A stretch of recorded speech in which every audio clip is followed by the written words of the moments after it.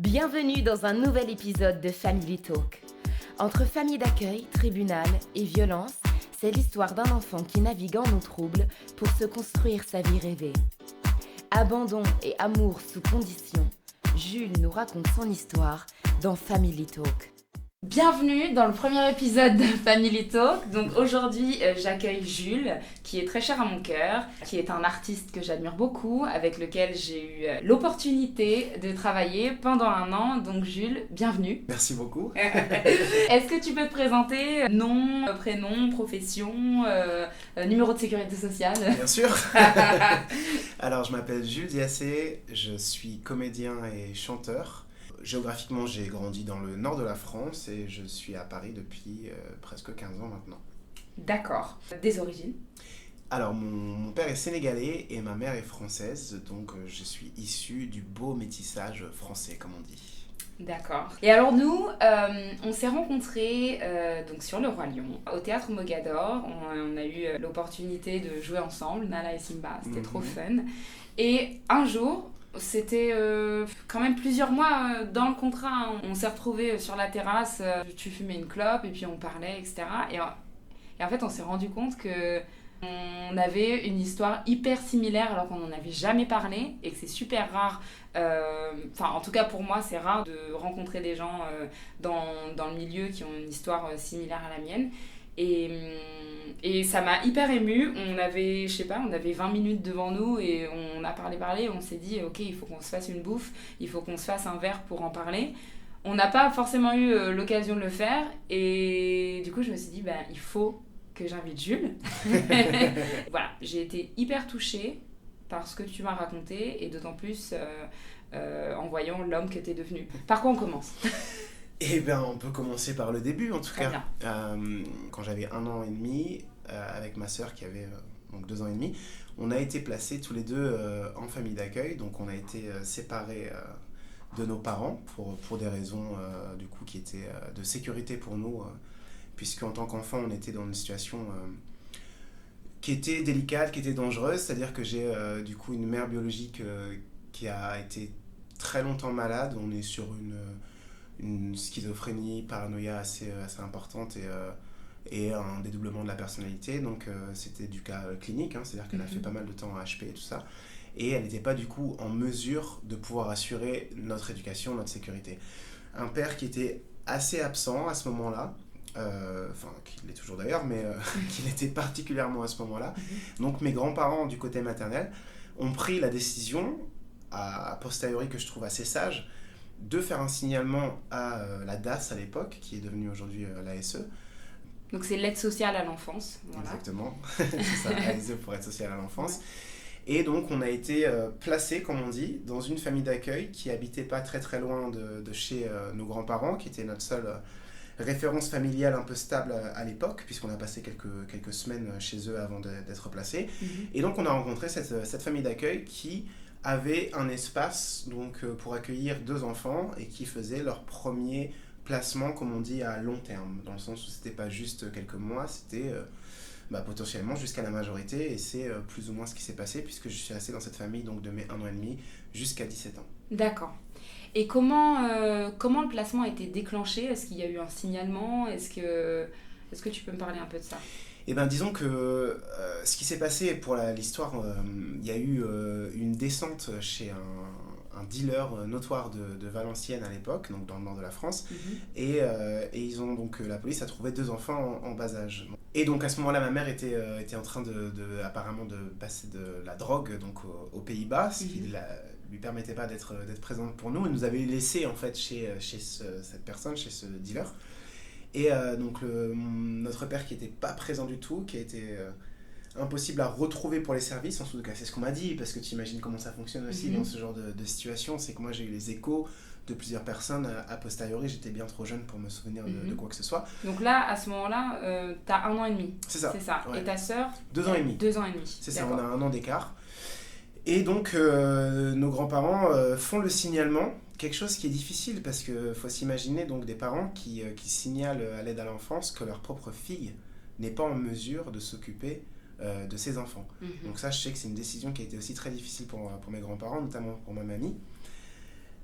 Mais ils l'ont fait en conscience pour nous préserver, pour nous protéger. Et je me suis toujours demandé très très jeune pourquoi ils ne nous ont pas gardés eux en fait. Et tout simplement, ils étaient obligés de créer un cadre légal. Donc qui s'occupe des enfants, où est-ce que les enfants sont placés, parce que si on restait juste comme ça chez nos grands-parents, à tout moment notre mère en fait pouvait nous récupérer. Et donc ça c'était évidemment risqué puisqu'elle était beaucoup trop instable à cause des problèmes psychologiques qu'elle avait et du coup par extension de la vie qu'elle menait à l'époque qui n'était pas forcément compatible avec celle d'une jeune maman malheureusement. Donc ça a créé le signalement. Ensuite de là le système se met en marche. Il y a une recherche qui est faite au niveau des familles d'accueil pour savoir qui a un espace. Alors il y avait une loi qui était passée quelques années auparavant par chance qui demandait à ce que quand une fratrie était de moins de 3 enfants, donc à partir de 2, de ne pas se séparer. Donc la fratrie, de manière à ce que du coup les enfants puissent rester ensemble. Et ça c'est quelque chose qui a changé ma vie. Ça c'est l'une des lois qui a le plus changé ma vie au final. Parce qu'il faut s'imaginer à ce moment-là que on est un enfant donc on ne comprend pas trop ce qui se passe. Et donc le fait d'être tout seul dans son bateau à ce moment-là, j'imagine pas à quel point ça doit être compliqué en fait. Parce qu'on se dit mais pourquoi moi en fait ? Qu'est-ce que j'ai fait ? J'étais un tout petit enfant, je n'ai fait de mal à personne. Pourquoi est-ce que donc on m'a, alors le terme est violent, mais abandonné ou pas assez protégé de cette vie. Et donc le fait de me retrouver avec ma grande sœur, ça a été une force incroyable. Ça a vraiment changé, en tout cas ça a façonné une capacité pour moi de comprendre que j'étais pas seul en fait. Je pouvais pas juste m'apitoyer sur mon sort en me disant mais pourquoi moi, tout le monde a ses parents et puis moi je suis placée, je comprends pas. Puis évidemment je suis métisse, je suis avec une famille qui est blanche donc ça crée aussi des choses très complexes. On va en parler. Mais voilà, mais le fait d'avoir ma sœur avec moi, ça a été une grande force et on était à 2 dans cette petite galère un peu de la vie quoi. Oui. Mais du coup, vous pouviez maintenir une sorte de votre noyau familial à vous. C'est ça. On a créé une espèce de petit noyau familial, vraiment une toute petite fratrie d'un garçon et d'une fille, de se dire exactement ce que je pense, ce que je disais, c'est que on n'a vraiment pas choisi. Je me réveille entre 5 et 8 ans à commencer à comprendre ce qui se passe autour de moi. La situation est déjà telle qu'elle est. J'en ai pas été moteur à ce moment-là. Donc le fait de se dire on est ensemble et on va pas se laisser définir par ce qui nous est arrivé, mais on va, alors je le conscientise aujourd'hui, pas à 7 ans, mais on va essayer d'en faire quelque chose. On va essayer d'aller plus loin, on va essayer d'avoir la confiance en soi pour faire ce qu'on a envie de faire, pour trouver ce que chacun recherche, son espèce de chemin vers le bonheur, vers le bien-être, vers l'ataraxie, la paix de l'âme. La paix de l'âme. Ça j'adore. Et je sais que tu travailles pour ça, pour le bonheur. Donc on va en parler. Mais moi j'aimerais savoir comment on t'en a parlé et comment on t'a présenté la situation. Parce que tu parles donc de cette période entre 5 et 8 ans où tu as commencé à te rendre compte, parce que voilà, tu vis dans cette famille dans laquelle ça se passe plus ou moins bien, ça on va en parler. Qu'est-ce qui, toi, t'a ramené à l'état de je ne suis pas dans ma famille, mais je suis dans une famille qui m'accueille, dans une famille d'accueil, je ne suis pas avec mes parents. Est-ce que c'est quelque chose avec lequel tu as vécu tout petit ? Je pense qu'il y a un petit mélange entre...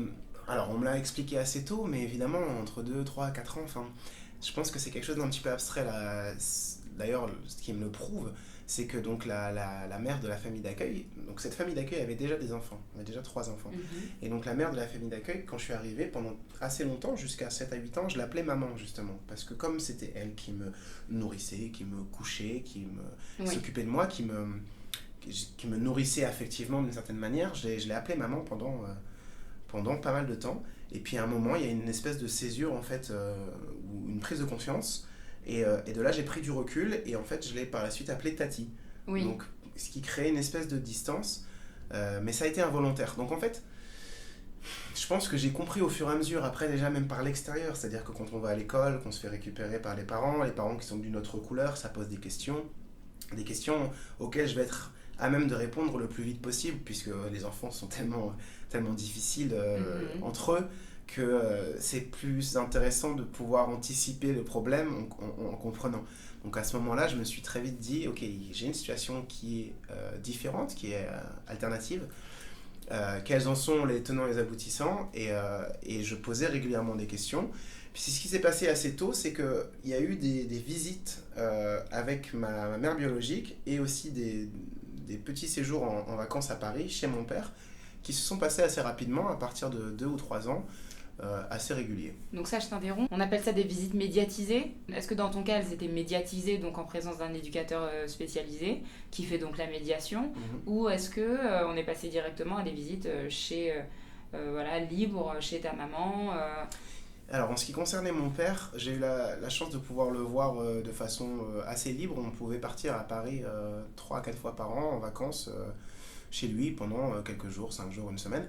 Et par contre, en ce qui concerne ma mère, comme elle avait des soucis de santé psychologique, ça a été toujours en présence donc, d'un médiateur par l'intermédiaire de mon éducateur spécialisé qui m'a suivi donc, du début jusqu'à ma majorité. Et donc, on était dans le centre de la DAS, donc, et aujourd'hui de l'aide sociale à l'enfance. Dans cette structure-là, une visite de 2 à 3 heures, 2 ou 3 mercredis par mois, et puis après selon l'emploi du temps aussi qu'avait ma mère biologique à l'époque. Et par la suite, il y avait cette réflexion, je m'en souviens quand j'avais vers 10 ans, d'avoir des visites un peu plus libres, un peu plus simples. Alors au niveau du logement, elle a toujours été suivie par des médecins, par des structures, donc elle n'avait pas vraiment de logement, elle a passé beaucoup de temps en foyer ou en centre hospitalier, donc il n'y avait pas forcément la possibilité de se retrouver chez elle. Mais on a commencé à faire quelques visites plus libres à un moment, et en fait le problème c'est que ça a été très vite écourté, puisqu'au bout je me souviens quelque chose comme 8 mois, 1 an de visites libres, il s'est passé quelque chose qui a été très difficile. Quel âge ? À ce moment-là, j'ai entre 9 et 10 ans. D'accord. 9 et 10 ans, ouais, je pense à peu près ça, ouais, parce que je suis en CM1. Et à ce moment-là, en fait, il s'est passé quelque chose d'assez particulier, c'est que, du coup, la mère de la famille d'accueil, en présence de ma mère biologique, parce que j'étais un enfant assez vivace, j'avais faim, quelque part, et effectivement, là, on est dans la fin des années 90, et donc j'avais sûrement dépassé une certaine ligne. Et donc j'ai pris une bonne vieille fessée. Alors évidemment, par donc la mère de la famille d'accueil. D'accord. Alors évidemment, moi, c'est pas le genre de comportement, c'est une forme de violence à un enfant, donc c'est pas quelque chose que je plébiscite, évidemment. Je pense que c'est pas du tout la solution. Je pense qu'il faut absolument éviter ce genre de comportement.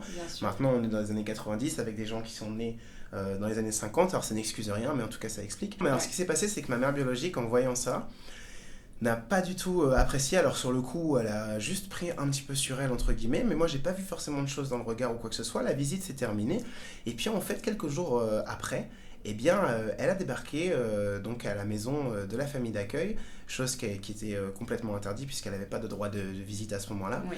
Et donc elle est rentrée en cassant la vitre, tout ça, donc tout en violence, et donc on a dû appeler la police pour la faire quitter les lieux. Donc ça, c'était un moment qui était un peu difficile, parce que c'était un peu compliqué à comprendre, puisque j'étais jeune et j'avais pas forcément la lecture que j'ai aujourd'hui. Et en fait, la semaine qui a suivi, elle est revenue, et cette fois, c'était vraiment très très très violent. Et donc, elle a cassé un peu, elle a renversé les meubles, la télé, elle a essayé de frapper, donc évidemment, la mère de la famille d'accueil pour essayer de lui rendre. Elle était persuadée que toute la famille travaillait pour une espèce de mafia. Donc voilà, les soucis psychologiques qui amènent à des comportements extrêmes. Alors évidemment, toujours avec cet enfer pavé de bonnes intentions, qui était celle de nous protéger, celle de nous défendre, dans son psychique qui était évidemment complexe à l'époque. Donc cette fois-ci, elle a même essayé de se tailler les veines devant nous. Donc je peux dire que ça, à 10 ans, c'est quelque chose qui est quand même assez difficile à comprendre. Et donc après cet épisode, les visites libres étaient plus trop sur la table. Oui, on arrête, quoi. Ça a été, voilà. Et donc on est repassé après 1 an sans visite, complètement, puisqu'il y a eu une plainte qui a été portée par la famille d'accueil contre ma mère biologique.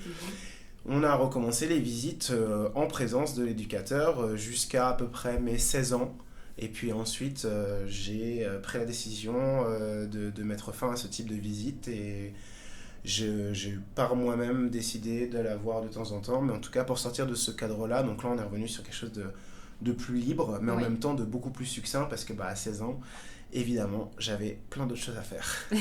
Évidemment. Et alors, les visites, quand elles se déroulaient, c'était en présence de ta sœur également. Donc c'était toujours vous deux ou Toujours avec ma sœur. C'est vrai que j'ai jamais eu... alors, cas extrême, hein, s'il y avait une compétition sportive ou quelque chose auquel on pouvait déroger. Mais sinon, la logique, c'était que c'était toujours à deux, toujours avec ma sœur. Et alors, au début, donc avec la mère de la famille d'accueil. Et puis, bon, par la suite, après l'incident majeur qui s'est passé, c'était exclusivement avec l'éducateur, ma mère biologique et ma sœur. Donc, on était à 4. Effectivement, ça durait entre 2 et 3 heures. Bon, on parlait un peu de la pluie, du beau temps, et puis en fait, on se rendait compte qu'on évoluait tellement dans deux mondes qui étaient différents. J'ai très vite eu la sensation que ces visites étaient plus pour elle que pour nous. Même si, alors, de base, elles sont mises en place pour les enfants, pour garder un lien, pour créer un lien même quelque part. Ouais, il y avait tellement un grand écart entre la vie et les valeurs qui nous étaient inculquées dans la famille d'accueil par rapport à la vie que menait ma mère à l'époque, qui était une vie qui était complètement... en décrochage du réel, c'est-à-dire que ma mère biologique n'a jamais travaillé. Je me souviens d'une fois, quand j'avais 14 ou 15 ans, où elle m'a dit qu'elle avait un entretien d'embauche. Je l'ai appelée le lendemain pour savoir ce qu'il en était, et en fait, elle n'y était pas allée parce qu'il pleuvait. Donc, c'est-à-dire qu'on est sur quelqu'un qui, psychologiquement, est dans un autre monde. Vraiment, à partir du moment où on a une personne qui a jamais eu la chance ou l'opportunité de travailler, qui n'a pas vécu avec ses enfants, qui a passé des années et des années en hôpital psychiatrique, la distance... Et de fait, évidemment là en fait, et encore plus pour des enfants, puisqu'à ce moment-là, même avec tous les efforts du monde, on reste des enfants, donc quelque part on recherche une forme de normalité pour pouvoir exister dans cette société. Bien sûr. On va pas forcément mettre en avant ce qui fait de nous quelqu'un de différent. Et ça, c'était quand même un gros point dans ma vie, d'avoir une mère malade, de l'accepter, de se dire que c'était très compliqué pour elle, sûrement évidemment plus pour elle que pour nous, de passer par des phases qui étaient assez délicates, puisque pendant un moment je me suis dit je vais l'aider, naturellement. Bien sûr. Je me suis dit bon bah elle a des difficultés avec le monde, moi je commence à comprendre quelques petits trucs à droite à gauche, je suis un garçon plein de testostérone, je me dis moi je sais très bien ce qui se passe, moi je peux l'aider, je peux l'aiguiller. Et puis en fait, d'ailleurs je tiens mon chapeau aux gens qui font ça, aux gens quand tu es dans une famille et que tu vas aider quelqu'un, il faut énormément de temps, de courage, de patience. Mais moi, je n'ai pas trouvé ça. J'ai ni trouvé le temps, ni l'énergie, parce que j'avais l'impression de me battre vraiment contre un mur. Et je pense que c'était le cas, puisque les problèmes psychologiques qu'elle avait et qu'elle a toujours, c'est pas quelque chose qu'on peut régler avec 4 séances de psy, quoi. On est en train d'opposer une maman qui se raccroche aux branches et un enfant qui est dans un cadre, mais toi, tu étais aussi dans un cadre qui était, je pense, aussi incertain, parce qu'on parle d'un placement, c'est pas une adoption, donc je pense qu'il y a aussi la notion d'incertitude là-dedans. Quand on est placé, je pense qu'il y a une sorte d'épée de Damoclès aussi qui repose autour de cette situation, dans le sens où ça peut changer. Toi aussi, quelque part, il y avait un chemin à construire, à tracer. Bien sûr. Et ça demandait aussi beaucoup d'énergie, et c'était pas, je pense, ta responsabilité. Bah, tu as complètement raison sur la notion d'incertitude, dans le sens où ce qui se passe régulièrement dans cette situation, c'est qu'on a alors je sais pas comment ça se passe aujourd'hui, mais il y a un jugement qui est effectué avec un juge des enfants tous les 2 ans, en présence de différentes parties, éducateurs spécialisés, famille biologique et famille d'accueil, pour essayer de décider quelle est la marche à suivre pour les 2 prochaines années. Donc ce jugement, il a eu lieu quand j'avais 2 ans, 4 ans, 6 ans, 8 ans, et ainsi de suite, jusqu'à ma majorité. Ce qui veut dire qu'effectivement, cette épée de Damoclès, elle existe complètement, puisque tous les 2 ans, on se dit, bon, bah, qu'est-ce qui va se passer ? Je vais aller vivre avec mon père que je connais à peine, que je vois de temps en temps en vacances à Paris. Je vais vivre avec ma mère parce que si elle va mieux et qu'elle a réussi à avoir une situation, un appartement, elle va sûrement demander notre garde, ce qu'elle faisait à chaque jugement, et évidemment je comprends pourquoi. Ou on va rester dans cette famille d'accueil, ou en fait peut-être même que cette famille d'accueil va prendre la décision un jour ou l'autre, parce que c'est un travail, de changer de travail, de changer d'objectif, et ensuite ne sera plus donc en mesure de nous accueillir. Donc exactement, tous les 2 ans, on se dit, bon bah le jugement est dans quelques jours. Je me souviens que certaines fois je faisais même ma valise. Donc, Ah oui.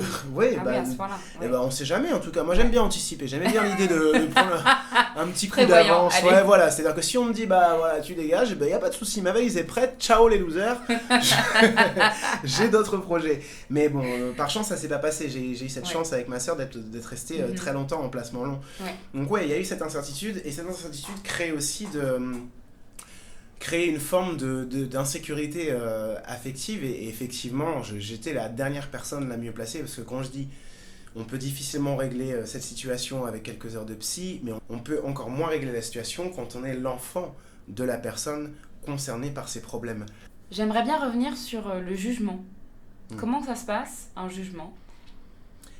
Alors, dans mes souvenirs, ça fait quelques années maintenant, donc on est en présence, donc pour ma part, il y avait donc ma mère biologique, mon père biologique, l'assistante maternelle donc qui était ma mère de la famille d'accueil et l'éducateur spécialisé ainsi qu'un juge des enfants, plus souvent c'était une dame, donc régulièrement une juge des enfants. Et toi, tu devais y assister systématiquement avec ma sœur. Alors une fois de plus en cas de force majeure j'aurais pu m'absenter mais bon on était en train de décider de mon destin donc quelque part fallait y aller. Il fallait y aller et puis même moi j'avais envie d'y aller parce que simplement j'avais un droit de parole, j'avais un droit alors pas de décision évidemment, j'étais un enfant mais j'avais droit à des souhaits par exemple. Et donc je sais pas si ça peut illustrer mais ce qui s'est passé, je me souviens très bien quand j'avais 14 ans, c'était que chacun avait des volontés différentes.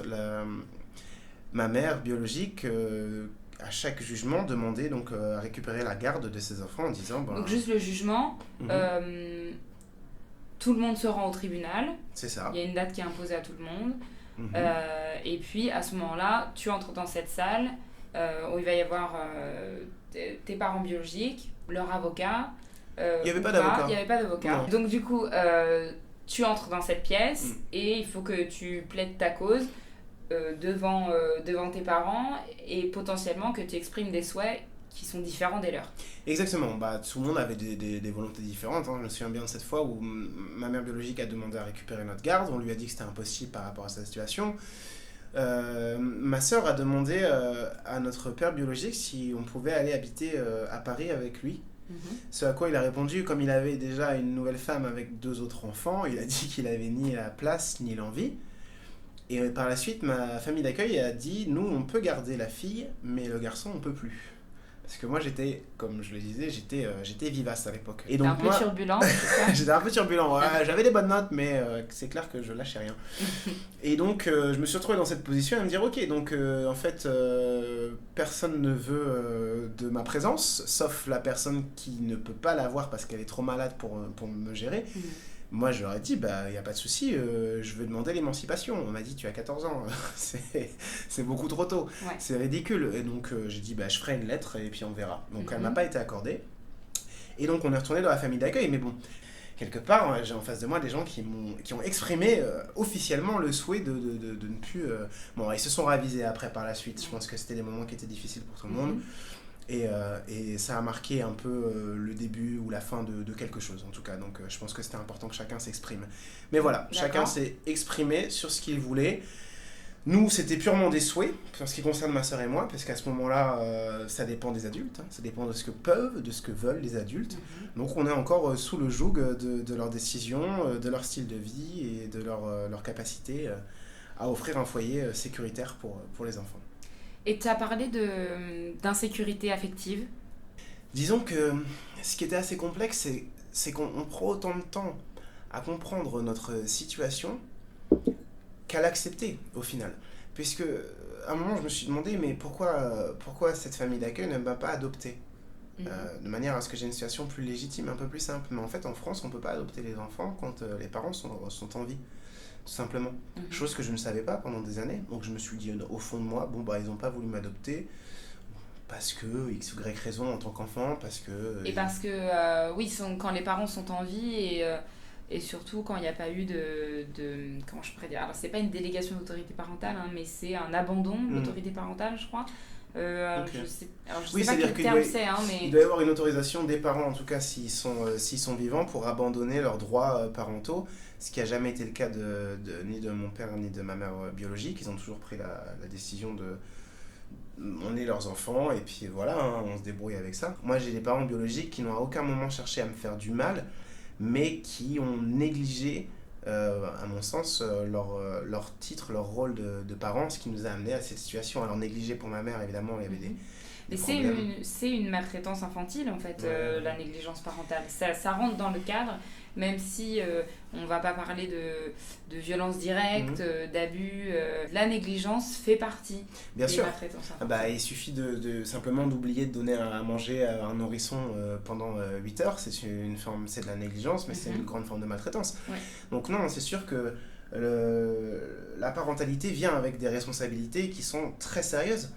Et malheureusement, les jeunes parents que j'avais à l'époque n'ont pas du tout embrassé ces responsabilités, alors pour diverses raisons dont j'ai parlé. Et donc, cette insécurité affective, elle était là, puisqu'on se dit, la personne qui m'a mis au monde n'est pas en capacité de s'occuper de moi, mon père a refait sa vie, et puis la famille d'accueil, ça reste un travail pour eux, donc il y a quelque chose de très fort. On ne peut pas rester pendant 16 ans et demi chez des gens et se dire que c'est juste un boulot, en fait. Non, évidemment, il y a des liens très très forts qui se mettent en place, mais ces liens sont très compliqués, on ne prépare pas à ça, on est assez peu représenté dans la fiction ou dans les manuels scolaires, donc en tout cas à l'époque, donc c'est tout aussi compliqué de comprendre dans quelle situation on vit, puisqu'il n'y a pas de comparaison, que de l'accepter. C'est ça, parce qu'en fait, on est dans un lien. Il va forcément se créer un lien parce qu'on vit ensemble. Et ces parents d'accueil ont pour mission de donner une structure de vie, d'être des éducateurs, d'être des aimants. En fait, ils vont prodiguer des soins nourriciers, mais toujours dans un cadre financier. C'est-à-dire que on est dans un travail qui est rémunéré, dans un accueil qui est encadré par cette notion du financier, vis-à-vis de l'achat de vêtements ou l'achat de fournitures scolaires, c'est-à-dire que ça va être dans un certain cadre, il y aura une allocation qui va être donnée pour les vêtements, pour la nourriture, dans le cadre de leur travail, ça va pas aller au-delà. Donc j'imagine, j'ai vécu aussi, mais voilà, je me mets à la place de la personne qui t'accueille toi, parce qu'on parle de ton histoire. L'amour, c'est gratuit. Et là, on n'est pas là-dedans. On doit percer à travers ça. Et effectivement, il va y avoir du lien. Mais il y a des moments où on se retrouve dans cette situation où oui, effectivement, c'est vrai que je ne suis pas avec ces personnes qui ont la possibilité de m'aimer de façon inconditionnel, puisqu'il y a des conditions. C'est exactement ça, ouais. De toute façon, tu connais très bien ton sujet. C'est ça, je pense qu'on est sur une complexité vraiment très très particulière de ce rapport d'affection, d'amour, parce que je me mets aussi à la place des parents de la famille d'accueil, et notamment de la mère de la famille d'accueil qui m'a élevé. C'était leur premier placement long terme, donc eux aussi étaient en train d'apprendre. Ils avaient déjà 3 enfants. Qui sont mes frères et mes sœurs, parce que j'ai grandi avec eux. Mais le traitement a toujours été particulier, a toujours été différent entre ma sœur biologique et puis les autres frères et sœurs qui sont issus, qui sont les vrais enfants quelque part de la famille d'accueil. Et donc oui, ce lien entre c'est un travail, mais ça ressemble comme 2 gouttes d'eau à des parents et des enfants, mais c'est un travail. Et ça c'est très très compliqué pour un enfant de le comprendre. Ça dépasse même, je pense, la compréhension, puisque même quand je suis parti à 17 ans, et puis plus tard à 20 ou 25 ans, j'avais encore besoin de trier un peu tout ce qui s'était passé pour comprendre, et je me suis mis assez régulièrement à leur place par la suite, quand j'ai commencé à être un peu plus âgé, et je me dis, ça doit être compliqué aussi pour eux, ça doit être compliqué, parce que, quelle est la limite en fait ? À quel endroit est-ce qu'on peut dire c'est notre enfant ? Est-ce qu'on peut dire c'est l'enfant qui est placé chez nous ? Qu'est-ce que ça suggère ? Qu'est-ce que ça veut dire ? Il y a ce que nous on intègre, et puis il y a ce que les gens aussi, c'est dans un village de moins de 3000 habitants, dans le nord de la France, dans les années 90, donc les mentalités étaient ce qu'elles étaient. Et il y a aussi ce qui est renvoyé par l'extérieur, par les gens à l'école, tout ça, de se dire ah oui mais t'es pas vraiment avec tes parents. Moi je me souviens un pote qui m'a dit bah tu dois rentrer à 17h, mais en fait tu t'en fous, c'est pas tes parents, donc t'es pas obligé de rentrer à l'heure qu'ils t'ont imposé. Ça m'a un peu travaillé. Je me suis dit c'est vrai au final, c'est pas mes parents, c'est pas eux qui décident, mais ils ont le droit sur moi, ils ont évidemment ma garde, donc à ce moment-là je dois me plier à leurs obligations, et puis je vis en plus sous leur toit. Donc, Même du côté du parent d'accueil, c'est compliqué. Quand tu exprimes le fait que tu essaies de te mettre à leur place, effectivement, c'est pas évident parce que je pense que de leur côté, ils sont en face d'un enfant qui a besoin d'énormément d'amour, qui est en détresse, c'est pas le leur. Et je pense que aussi, ce qu'on dit pas et le côté qu'on voit pas, c'est le côté des services également, qui vont freiner les élans d'affection que la famille peut donner, parce que on leur rappelle que attention, c'est votre métier. Vous êtes la famille d'accueil, vous n'êtes pas les parents, vous n'êtes pas la maman, vous n'êtes pas le papa. Donc il faut qu'ils se protègent, je pense, aussi de leur côté, dans le sens où effectivement cet enfant il peut partir à tout moment. T'as été émancipée ou le placement s'est interrompu? Alors ça a été un entre-deux, puisque je partais pour la terminale dans une ville qui était un petit peu plus loin, et donc j'ai fait la demande au niveau de l'aide à l'enfance pour pouvoir être placé dans un foyer qui était dans cette ville, qui était Valenciennes, mais le foyer en fait avait des appartements en location, et donc j'étais placé avec un colocataire dans un foyer, et je devais régulièrement, donc même toutes les semaines en fait, aller au foyer central pour déclarer avec des tickets de caisse comment j'avais dépensé l'argent. Assez régulièrement. C'est un foyer jeune majeur? C'est ça, c'est exactement. C'est un foyer pour jeunes majeurs qui était en autonomie. J'avais ça aussi. Ah ouais? Ouais. Tu connais. Ouais. J'avais des cours de temps en temps, des cours de cuisine, des cours de ménage. Ils essayaient de nous façonner un peu à la vie d'adulte. Et en fait, ce qui s'est passé, c'est qu'au bout de 6 mois dans ce foyer pour jeunes majeurs, je me suis fait virer en fait du foyer. Bah bravo. Ils se sont rendus compte qu'il y avait sûrement des gens qui en avaient plus besoin que moi, parce que ces places sont assez chères, sont assez limitées. Moi, quand la dame qui faisait les cours de cuisine est arrivée, j'avais déjà préparé à manger. Je lui ai dit installez-vous, c'est prêt. Donc c'est-à-dire que moi j'aimais bien anticiper, pareil pour les cours de ménage. Voilà, en fait tu t'es pas fait virer parce que c'est ça qu'on comprend. On se dit oh là là, qu'est-ce qu'il a fait encore? Mais en fait tu t'es fait virer parce que le but de ces foyers, c'est de préparer les jeunes adultes à la vie autonome en une formation de 6 mois express. Quand tu sais rien de la vie, quand t'as pas de revenus, d'un jour à l'autre, tu dois être prêt à savoir à faire tes impôts, trouver un taf et à subvenir à tes besoins en un claquement de doigts, alors que pour la plupart, t'es soit en train de passer ton bac, ou tu te prépares à la vie d'étudiant ou pas du tout, mais du coup t'as rien en main. Je crois que le minimum c'est 3 mois, ça peut être 6, ça peut aller jusqu'à 1 an, mais c'est très rare, parce que ça coûte énormément d'argent à l'État. Ça coûte moins cher qu'une famille d'accueil. C'est ça coûte moins cher parce qu'on est tous ensemble dans un foyer ou autonome avec les appartements comme j'avais au début, et puis à un moment j'ai même été mise à pied, c'est-à-dire que je sais pas ce qui s'est passé, c'était un problème d'organisation de leur part, puisqu'ils m'ont financé une partie de mon voyage de classe en Italie, et puis par la suite ils m'ont reproché de ne pas avoir pointé, puisque j'étais évidemment en Italie. Donc ça c'était... En fait il y a aussi quelque chose dont on se rend compte quand on grandit dans ces situations de famille d'accueil, de présence de l'État dans le foyer, c'est que la notion de léviatesque administrative est très très présente. Je me souviens d'une fois, à 8 ou 9 ans, j'ai demandé pour découcher, pour aller dormir chez un ami, et on m'a répondu il faut l'accord du juge pour enfants. Donc en fait, on te renvoie régulièrement, perpétuellement à ta situation qui est différente. C'est-à-dire que je ne peux même pas aller dormir chez un pote. Mais donc c'est ça aussi un truc qu'on n'imagine pas, c'est qu'on est perpétuellement en lien avec l'État, avec la loi, avec le cadre légal, et on se heurte assez régulièrement à ça. Donc là, avec cette histoire de foyer, donc ils m'ont remercié, j'en étais très content, ça m'allait, et ensuite mon éducateur spécialisé a cherché avec moi un autre foyer, et il s'est rendu compte que moi j'avais rien à faire là, et donc il m'a accordé à ce moment-là, ce qui est possible quand on est majeur, la PJM, qui est l'allocation pour jeunes majeurs, qui était de mémoire aux alentours de 600 € à peu près à l'époque, que j'ai pu au début de la fac cumuler avec la bourse. Donc là par contre... Du Crous. Exactement, avec la bourse du Crous étudiante. À ce moment-là, moi, donc, comme je touche l'allocation pour jeunes majeurs, je prends un appartement d'abord pendant à peine 2 mois pour finir la terminale. à Valenciennes. Et puis ensuite, après avoir travaillé en tant qu'animateur en colonie de vacances, pendant les vacances, je prends une maison en colocation à Lille avec d'autres amis étudiants.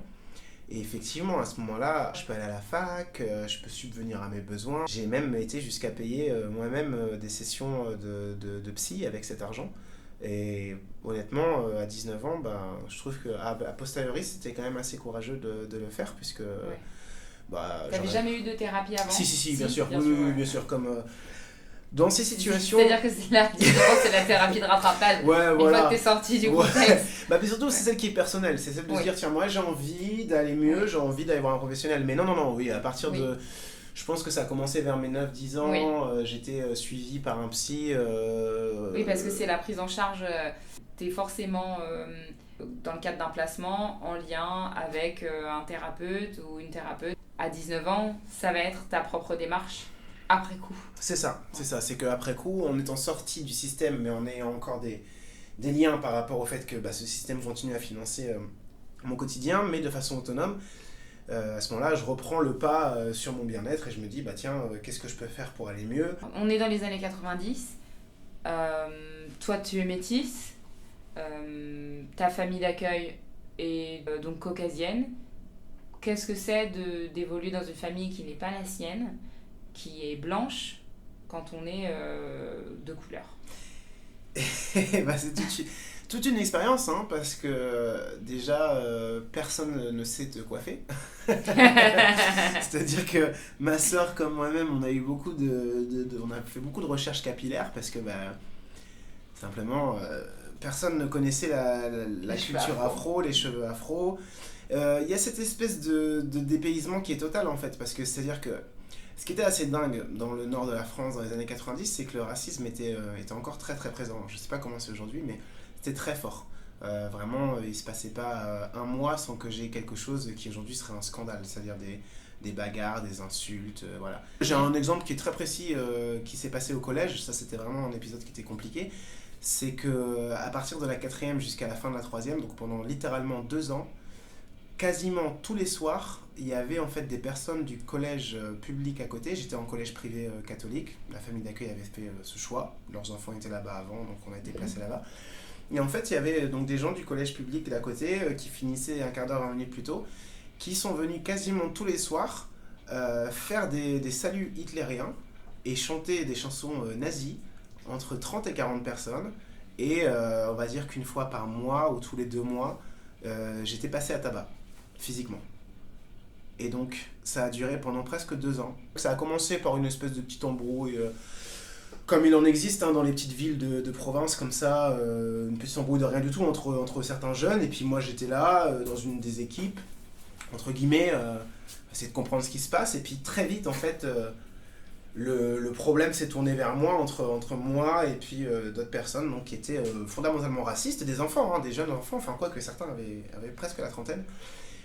Parce qu'il y a des mecs après de la ville, des grands frères et tout ça, qui sont venus se mêler aux choses. Donc je me souviens par exemple d'un exemple très clair, un jour où j'étais en train de descendre vers mon bus, donc j'étais toujours très méfiant, parce que c'est pas forcément des gens qui étaient très versés dans ce qui est honneur, tout ça, donc ça frappait fort par derrière. Donc toujours un peu sur le qui-vive quand je sors du collège pour aller à mon bus. Je suis en train de boire du yop, et puis il y a un mec de 30 ans, crâne rasé, qui frappe dans la bouteille, elle tombe par terre, et il me dit le yop c'est pour les Français. Donc je lui dis moi je suis français, parce que moi j'ai 14 ans, 15 ans, et je lui dis moi je suis français, ce qui est vrai en plus, je suis né à Paris, donc c'est sur ma carte d'identité. Et il m'a répondu pas pour moi. Et j'ai commencé à essayer d'argumenter, mais c'était trop tard puisque j'ai pris une droite dans le visage. Et puis de là est sorti comme des termites plusieurs personnes qui m'ont frappé au sol.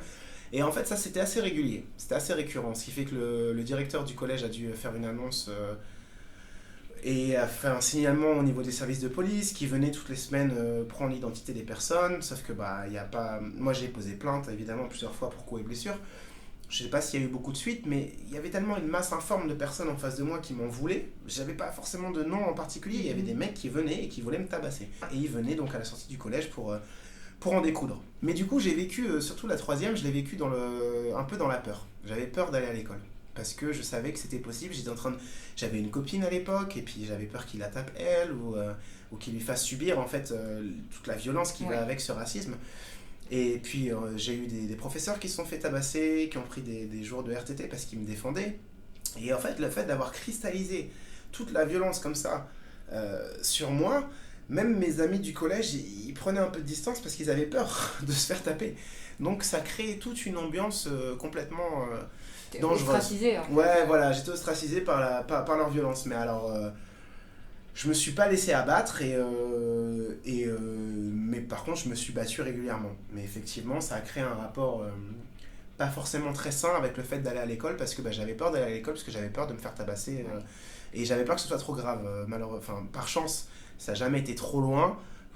Des coups, j'ai jamais rien eu de cassé, mais bon, il y a eu vraiment des grosses ecchymoses, des bleus tout le temps, tout ça, et tout le collège était au courant en fait. Donc ça, c'était vraiment problématique. Est-ce que tu t'es senti soutenue quelque part ? Ou est-ce que tu sentais que tu étais dans un environnement qui avait tout simplement pas les moyens pour t'aider ? Ils avaient les moyens, je sais pas s'ils les avaient. Alors on est dans une ville de 6 à 7 000 habitants dans le nord de la France, donc il y a un service de police, mais bon, ils sont déjà débordés. Les moyens physiques, ils existaient, mais je pense que la prise de mesure n'était pas présente. Il y aurait dû avoir des séjours en prison, il y aurait dû avoir des condamnations, il y aurait dû avoir peut-être même des journaux locaux qui se demandaient qu'est-ce qui se passe, pourquoi tous les jours on a la police. C'est-à-dire que... Aujourd'hui, ce serait le cas. Aujourd'hui, ce serait le cas. J'avais la famille d'accueil qui venait me chercher dans le collège, j'ai eu la police qui est venue régulièrement me chercher à la fin des cours pour me ramener chez moi, pour me protéger. Donc à ce moment-là, il y a eu une présence de leur part, mais ils n'ont pas pris la mesure, on va dire, psychologique de ce dans quoi ça me mettait. Ils se disaient, on va le protéger pour pas qu'il se fasse taper. Mais ils m'ont pas protégé de la peur qui s'est développée en moi. D'accord. Parce que je me suis dit, donc voilà, parce que j'ai une couleur de peau différente, ces gens-là veulent me fumer. Vraiment, aujourd'hui, s'il y avait des réseaux sociaux, ça aurait été des menaces constantes. Ouais. Là, à l'époque, c'était vraiment une présence physique. Ils ont pensé que j'avais une part de responsabilité parce que, effectivement, comme je dis, j'étais vivace. J'ai rendu... J'étais vivace parfaite. Parfaite et parce qu'il fallait se défendre, en fait. Absolument. Mais sauf que j'ai déjà cette espèce de petite réputation, que ce soit avec la famille, avec le collège, de quelqu'un qui prend ses propres décisions, qui se laisse pas faire. Donc on se dit, bon, quelle est sa part de responsabilité ? Mais alors là, je le redis aujourd'hui, clairement, j'en avais aucune parce que j'avais peur. La seule attitude belliqueuse que j'avais, elle était là pour me protéger. Ouais. Je me disais, je vais leur montrer que j'ai pas peur parce que sinon, je vais être encore plus en danger. Et par rapport à la famille ? Et par rapport à la famille, ce qui a été très clair, c'est qu'on me l'a renvoyé très tôt. C'est pas tes parents, t'es noir, ils sont blancs. Voilà. Et moi je répondais, oui, évidemment, c'est pas mes parents biologiques, c'est ma famille d'accueil. Mais du coup, s'il y avait un doute, il y en avait plus. Donc, s'il y avait un doute sur le fait que notre situation à ma sœur et à moi-même était différente, ouais. Et bien là, elle l'était complètement. Perpétuellement, il y avait une forme de besoin d'explication, parce que simplement, les gens ils disaient, explique-nous, pourquoi ? Parce que dès qu'on sort un peu d'une situation classique, ça amène des questions, alors qui peuvent être souvent bienveillantes, mais ça amène quand même des questions. Et donc, il y avait toujours cette explication, cette justification, et puis, quelque part, au bout d'un moment, je me suis habitué, et je me suis presque amusé de ça. Parce que je me disais, voilà, on va la raconter. C'est ce moment où j'ai commencé à accepter ma différence, qu'elle soit en termes de couleur de peau, parce qu'évidemment, même dans ce collège, ce lycée, les seules personnes de couleur, c'était ma sœur et moi, sur 1200 personnes. Donc là, à ce moment-là, j'étais une espèce de mascotte, ou je sais pas, ça a été très différent. On touche les cheveux. Voilà, on touche les cheveux, on me dit d'aller me laver, ça allait d'un côté à l'autre, évidemment, du spectre de la bienveillance. Mais du coup, à ce moment-là, effectivement, la différence, elle est présente, elle est là. Elle est non seulement situationnelle, la famille, mais elle est aussi visuelle. Donc du coup, ça sert à rien d'essayer de la cacher. Autant l'embrasser complètement. Et puis voilà, c'est comme ça. J'ai une situation différente. Et puis je me suis aussi raccroché régulièrement au fait que voilà, j'avais beaucoup d'amis dans mon enfance qui avaient des parents qui étaient divorcés. Qui avaient grandi dans des familles monoparentales. Donc en fait, au bout d'un moment, on se rend compte qu'il y a énormément de situations qui sont différentes. J'ai embrassé la différence. Et honnêtement, je pense que j'en ai fait une espèce de force. Comment elle se traduit cette force aujourd'hui? Ça a créé un sentiment très fort d'acceptation de la différence. C'est-à-dire, aujourd'hui, j'ai aucune difficulté à être dans une salle avec 10 personnes et à avoir un avis complètement différent des 9 autres, tout en respectant évidemment l'avis de chaque et chacun, mais j'ai aucune difficulté à l'assumer, puisque très vite j'ai compris qu'on pouvait être différent sans être anormal. C'est difficile de se construire sur des fondations qui sont un peu comme des sables mouvants parce qu'on ne sait pas où on met les pieds, que comme c'est pas stable, peut-être qu'on n'arrivera jamais à rien construire, et en fait, pas du tout, parce que t'as construit... tu t'es construit toi en tant qu'homme, et je vois en face de moi un homme qui a des fondations solides, qui a posé ces fondations-là où il a pu. Mon socle affectif, ma sécurité affective, ça a été ma sœur. Parce que la constante de toute notre vie d'enfant, c'était ça. J'étais là pour elle, elle était là pour moi. Et ça, c'était vraiment magnifique, et j'ai la chance aujourd'hui d'avoir une relation qui est vraiment très saine et qui est vraiment très belle avec ma sœur, parce qu'on était l'un et l'autre le socle affectif, la référence, la constance affective de l'un et de l'autre. À quel moment tu es devenu artiste? Eh bien, c'était... dans mes souvenirs, c'est à partir de 14 ans où j'ai monté un groupe de rock avec des amis. Et puis on a commencé à écumer un petit peu les bars du coin, faire des concerts. Et c'est vrai que ma première approche, ça a été par la musique. Et ça s'est fait au fur et à mesure, assez naturellement, en commençant par la musique, puis par l'acting. Et aujourd'hui, même par la danse. Qu'est-ce que tu fais aujourd'hui? Alors aujourd'hui, là je viens de sortir d'un contrat sur le Roi Lion à Disneyland Paris, que tu connais très bien, hein. Ouais. Donc qui était vraiment génial, où j'interprétais le rôle de Simba encore une fois. Yes. Est-ce que tu peux nous faire un panorama de ta carrière? Un panorama de ma carrière. J'ai travaillé pendant une dizaine d'années, de 2009 à 2019 dans la restauration. Et en fait, donc j'ai fait une école de musique qui s'appelle l'Atlas, à Pigalle, à Paris. Et ensuite, j'ai fait une école de théâtre, l'éponyme, dans le 18e. Donc, c'est une école pluridisciplinaire.